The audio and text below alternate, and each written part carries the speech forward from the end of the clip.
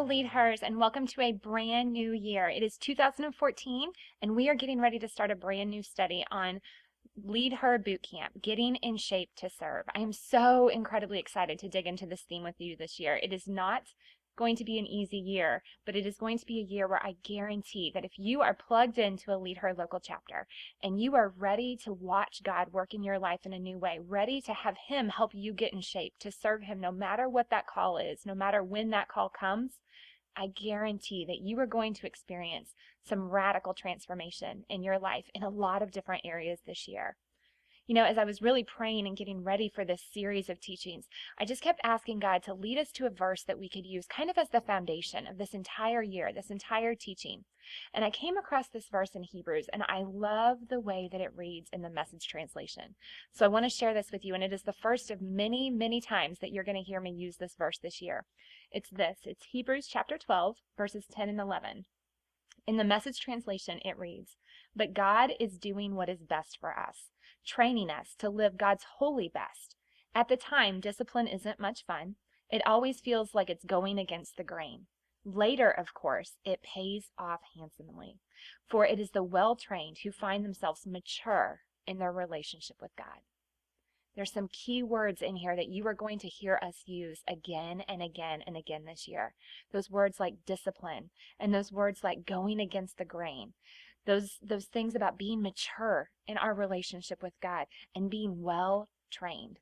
That's what we're talking about this year. Because as I've really been praying, God, what is it that our LeadHer members, our LeadHer local chapters, what is it that we really need to get in shape? How is it that we need to get in shape? He has been so faithful to reveal some really clear direction for us. And I think that there's really 5 key areas that we as women need to get in shape to serve. No matter what our lives look like right now, these 5 areas are kind of the foundation that you're going to hear us weave in and out of every single teaching this year. I want to share these with you. We're going to be talking about how to get in shape spiritually. We're going to talk about how to get in shape physically, how to get in shape emotionally, financially, and finally, relationally. That, ladies, kind of encompasses all areas of our life. God needs us healthy, in shape, and ready to answer His call in every area so that there's nothing that stands between Him and us when He says, I need you to do this for me. There's no excuse that we can offer. You know, there's a verse that I go to often. In fact, in my Bible, it says my daily prayer right next to it. And it's one that I have just found myself uttering to God again and again and again. And I want to share this with you because I can't think of a better way for us to start this year's teaching off. And here in January, as we're kind of talking about just assessing where we are. Because if you think about the idea of boot camp, and we're really going to be talking about this year from very much a military standpoint, kind of what does that look like to be enlisting in God's army, to be letting Him use us and develop us, strengthen us so that we're prepared to fight the battles of life. We're prepared to go out and do the missions that He gives to us. So think of that as we're talking about boot camp this year. I know that for some of us, boot camp kind of brings up pictures of exercise classes and different things like that. And there's some great analogies with that we might be using this year too. But for the most part, we're really talking about boot camp in that idea of we have all been called into service with God's army. You've got to get in shape. You're enlisting. And here today, one of the very first things that you do if you're enlisting in any branch of the military is they're going to kind of assess where you are. They're going to assess where you are physically. They're going to assess where some of your skills are and what kind of area do you need to go into and focus on and how can they best utilize you. That's what we're doing here today in January as we get started. And so this leads me to Psalms 39. At the very end of Psalms 39, in verses 23 and 24, this is what David cries out to God. He says, "Search me, O God, and know my heart. Test me and know my anxious thoughts. Point out anything in me that offends you, and lead me along the path of everlasting life." Here's what I want you to get out of this verse as we dig into this teaching right now about assessing where we are. The best way to assess where you are right now is to pray this prayer. Because if you go to God and you mean it with every bit of your heart and your mind and your soul, and you say to God, you know my thoughts, so test me and point out the things in me that are anxious. Point out the things in me that offend you. Point out the things in me, God. Help me to assess myself as you assess me and show me what it is that I need to do differently, where it is that I need to change, where it is that I'm out of shape. Because if we will go to him, this book is full of promises that when we go to him, he is faithful to be found. When we seek wisdom, he is faithful to deliver it. When we go to him and say, show me where I'm not in shape. I want to know because I want to be in shape to serve you. Then the Bible tells us that he's going to do that and he's going to lead us along the paths of everlasting life. That is an exciting possibility as we start this new year, as we start this new teaching, and as we really begin to assess where we are as women sitting right here today and where we need to go from here. I want to share with you a couple of things. Every year, and you've heard me last year talk a lot about my prayer journal. And this year, what I really want to encourage each of you to have as we go through this entire year of teaching is some kind of a notebook. Okay, you can get just a spiral single notebook at Walmart, for about $1. These will work great for this year. If you want to do something a little fancier, you can get a big journal that you can use. You can use a 3-ring notebook, whatever you want to use for this year to kind of start to keep all of your LeadHer thoughts and notes and just the things that God puts on your heart between meetings and at meetings, prayer requests, all of that stuff collected. I just really want to encourage you to have something with you this year that you can use. And so if you don't have that right now, then I want to encourage you just to grab something you can take notes on and then transfer what we're going to give you here today into this so that you've got it to refer to all year long. Because here's what I want you to do. I'm going to give you 5 questions right now. And these are 5 questions that I use for myself on a very regular basis. Once a quarter, so about every 3 months, I take an entire day and I just kind of set aside that day just to really kind of assess where I'm at. Spend the day praying, really seeking God for some direction, but I journal these same 5 questions about every 3 months. And so I want to share these with you as a means of assessment, kind of from that idea of David. Show me, God. Show me what I need to do differently. Show me what's offending you so that I can be on your path of everlasting life. So I want you to jot down these 5 questions. The first one is this. What are you most frustrated about in your life right now? What frustrates you the most? Think about that for just a second as you jot that down. The second one is this. What are you currently doing about those frustrations? What are you doing about it right now? Are you doing anything? Are you ignoring it? Are you trying to fix it and maybe that solution's just not working? Are you trying to fix it your way and not God's way? What are you doing right now about that thing which frustrates you the most? Ask yourself that question. The third one is this. Is it working? Is it working? Because if it's not working, then why are we continuing to do it? And if it is working, is it just a matter of it needs some more time? Is it just one of those things where, some things don't happen overnight. They don't happen quickly. And so kind of ask yourself and really pray about that.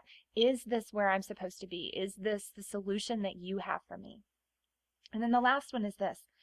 How do you feel right now in these various areas of your life? How do you feel financially? How do you feel spiritually? How do you feel physically? What are some of those first things? Do you feel tired? When I say financially, do you just automatically get stressed and panicked and your heart starts to race a little bit because you're not sure where things are sitting right now? Maybe when I say relationally, how does that hit you? Is your mind flooded with some memories of just hurts and hang-ups and conflicts that you're dealing with right now? Kind of take those 5 areas that I gave you a few moments ago. If you didn't jot them down, I'm going to give them to you again. And just jot down what are those first few things that come to your mind in those areas, those first few words to describe how you feel. So here they are again. Spiritually. How do you feel spiritually right now? Do you feel energized? Do you feel drained? Do you feel frustrated? What is that feeling that comes when you think about where you and God are right now? Physically. This is the time, 'tis the season for New Year's resolutions, and the most popular resolution anywhere in the world is to get in better shape, to lose weight, to get healthy. Because a lot of times this time of the year, physically, we just feel kind of gross. We've come through the holidays, we've eaten our weight in pumpkin pie and eggnog and everything else. So how do you feel physically right now? Are you energized? Are you tired? Are you overwhelmed? Are you stressed? The next one is emotionally. What are some of those immediate emotions that just jump out at you? Financially, and then relationally. think about those things tonight as you're listening to the rest of this teaching. And you might not have time right now to start to answer those, but part of your challenge this month is going to be to sit down and answer those questions and really assess where you are. Because here's the thing, ladies, we can't talk about where we're going to go until we're really honest about where we are right now. And let's face it, some of us are really good at not being honest about where we are right now. We're really good about saying, no, really, I'm fine. I'm okay. Because we want people to think that we're okay. We're really good at glossing over or putting on a mask, putting on our happy face. But you have got to get honest. You've got to get honest and start here tonight with where you are in life. Because when you are honest with where you are, then God finally has something to work with. He cannot help you get to where He wants to take you if you're not honest about where you are today. He can't help you get to where He wants you to go if you're playing pretend, because He needs an authentic, transparent, and completely willing and surrendered woman. When He has that, when you say, God, I'm here. It's not going to be pretty, but I'm here. Take me, use me, mold me, make me, lead me. That is when He can start to get you in shape to serve. That is an incredibly exciting place to be. And that is my prayer for each and every single one of you that are watching this video right now. Because when you get to that place, possibilities open up that are endless. They are eternal. Because His ways and those paths, there is no way, ladies, for you to fully comprehend and understand the impact that you being in shape to serve Him, the way that you are on His path, His plans, His purposes, surrendered to His callings. There's no way for you to fully understand the scope of the difference that makes in eternity. Because it impacts not just your life, but the lives around you, and then lives that go on and on. We call it the ripple effect. God sees it. We don't always get to see it, but you have to trust Him in that. You know, I'm a firm believer that many of us struggle with that frustration in our life because we lack direction. We lack direction because we're not honest. There's a great word for us in Proverbs. It's in Proverbs 29, verse 18, and it says this: where there is no vision, people are unrestrained. That's how it reads in the New American Standard Bible. You know, I looked up the word unrestrained, and it means this. It means uncontrolled. You know, if you think about that prefix un, and anytime we stick it in front of anything, it really begins to imply undoing something. It means going backwards. Think about that for just a second. Going backwards. Where there is no vision, people are going backwards. Where there's no vision, people are undirected. People are unhappy. They're unproductive. God has a plan and He has a purpose for you, but you have to see His vision, not your vision.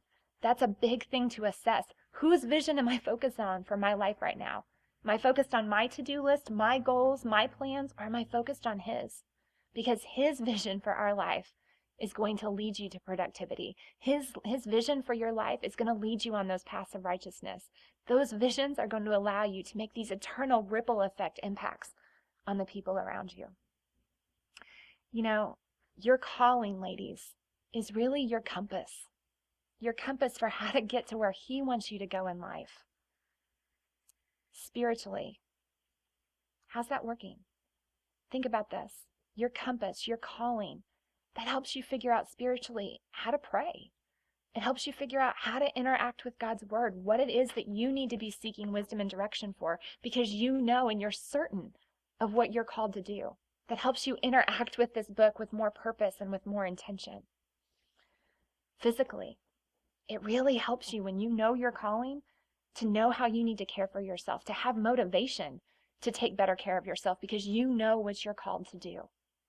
Emotionally, it helps, that compass point helps you dictate where your emotions lie on things because you know what you're called to do. You don't feel lost. You don't feel unsure. You are sure and you're in direction, and that helps your emotions stay more focused.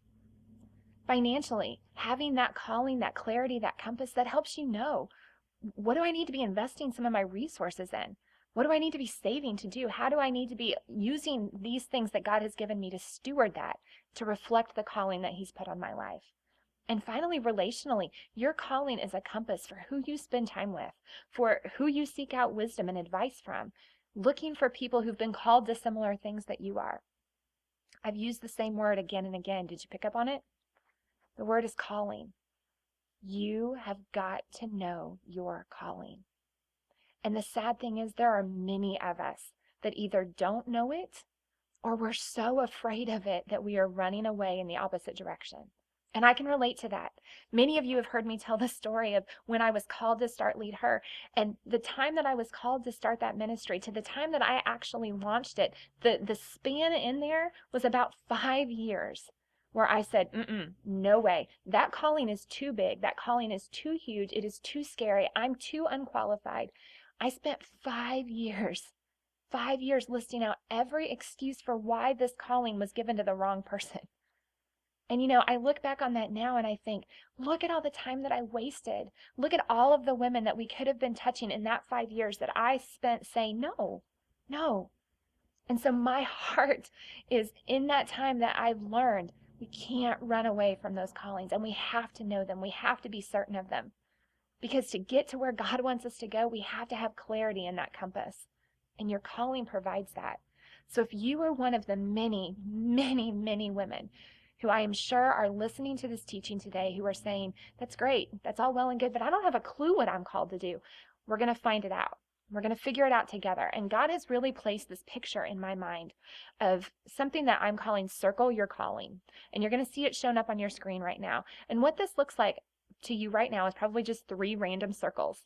But what this really is the fact that it's understanding that your calling, it combines your spiritual gifts, your talents, and your passions.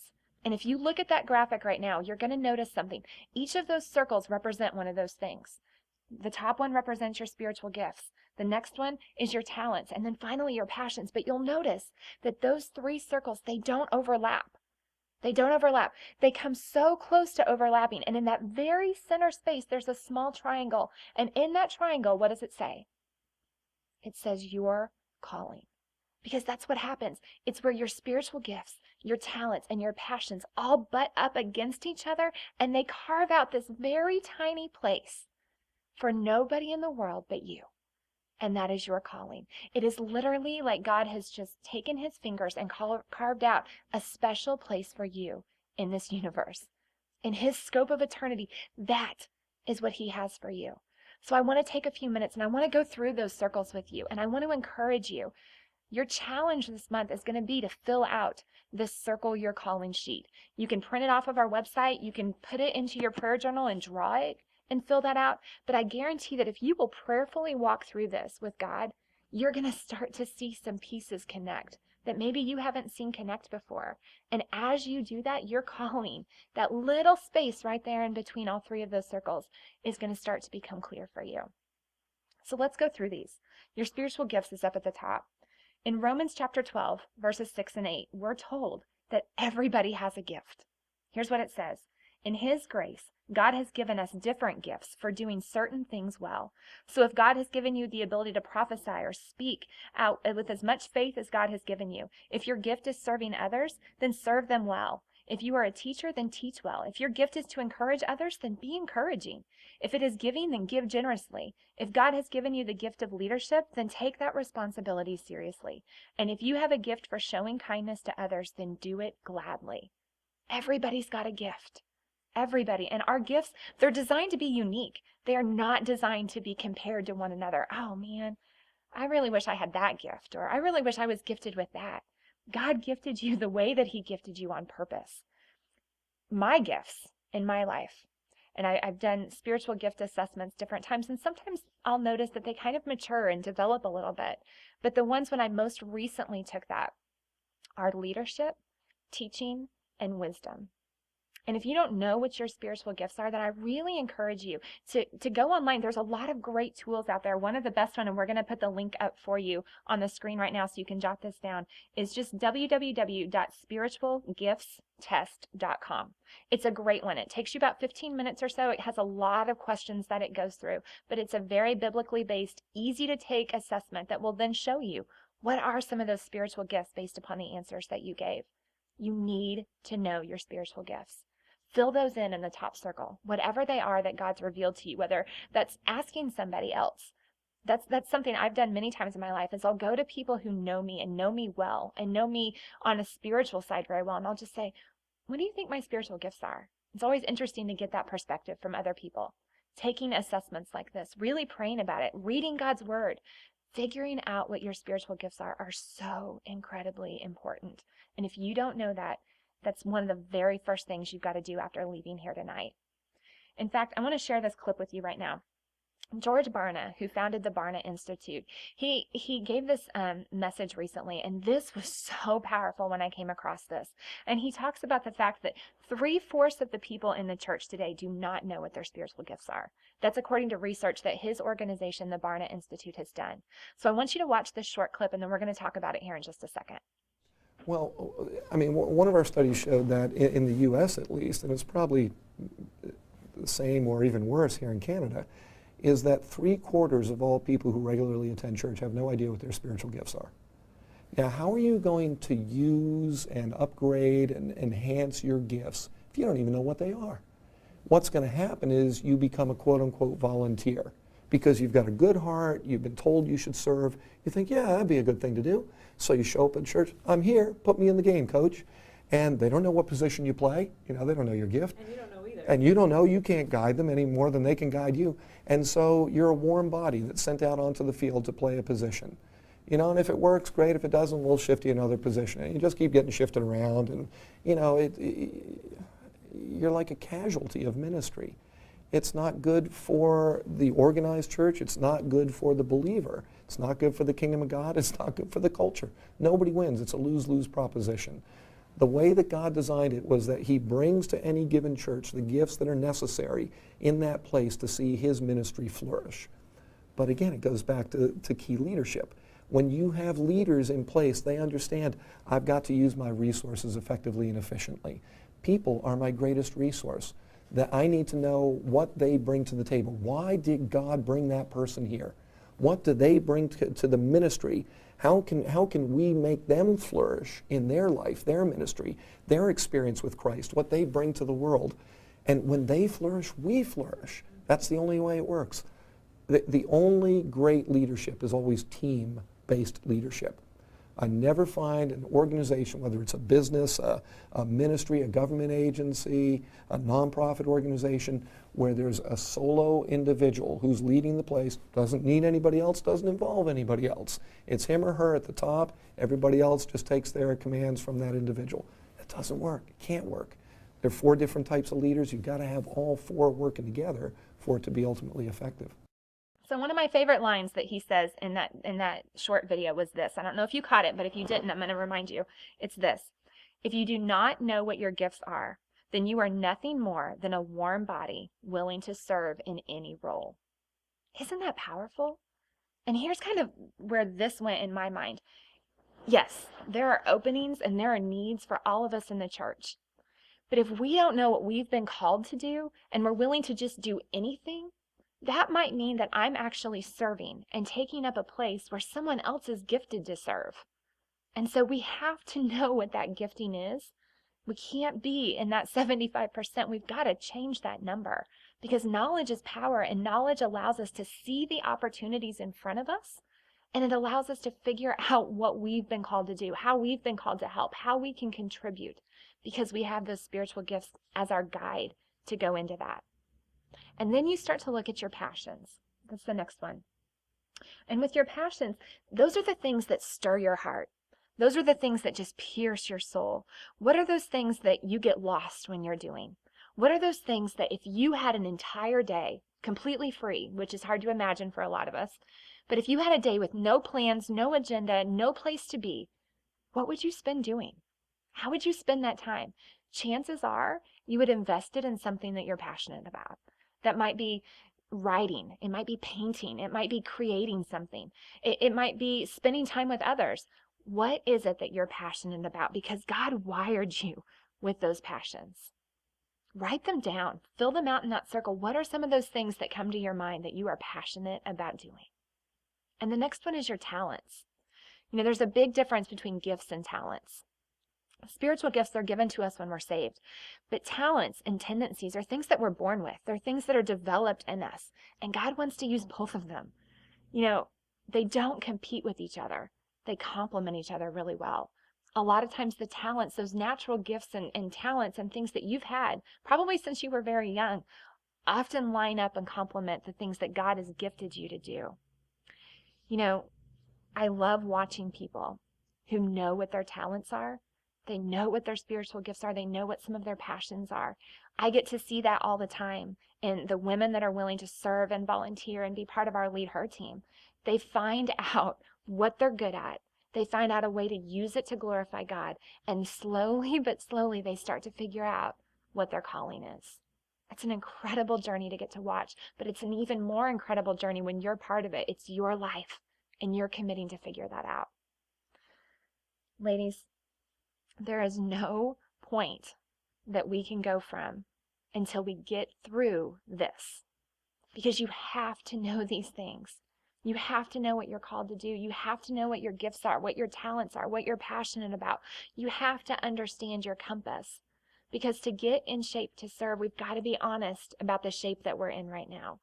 You've got to be honest about where you are in terms of relationships, in terms of finances, in terms of emotional issues. Hey, I really struggle with anger, or hey, I really have an issue with patience. Those are some of the issues I can identify maybe that I'm dealing with in my life. Maybe that's you. I don't know.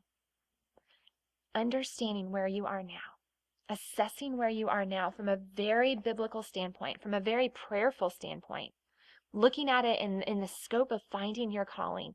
That, ladies, doing that honestly, doing that with authenticity, that is going to help God reveal to you the shape you're in now, the shape he wants you to be in, and what we've got to do to get from point A to point B. And that's where we're going to pick up next month, is how to get from one to the other. We're going to start that journey together. Like I said, I promise you, it's not going to be an easy journey. It's not always going to be a comfortable journey, but it is a journey that is so incredibly important. And it is a journey that when you are willing to commit to it with us this year, when you are willing to commit and say, I'm going to get in shape to serve, I'm going to go through LeadHer Boot Camp, no matter where it steps on my toes or where it challenges me, I'm going to do it because I know that I'm going to come out of the other side of this with a stronger faith, with stronger relationships, with a stronger understanding of who I am, what I've been created to do, and how I can make a difference in this world around me.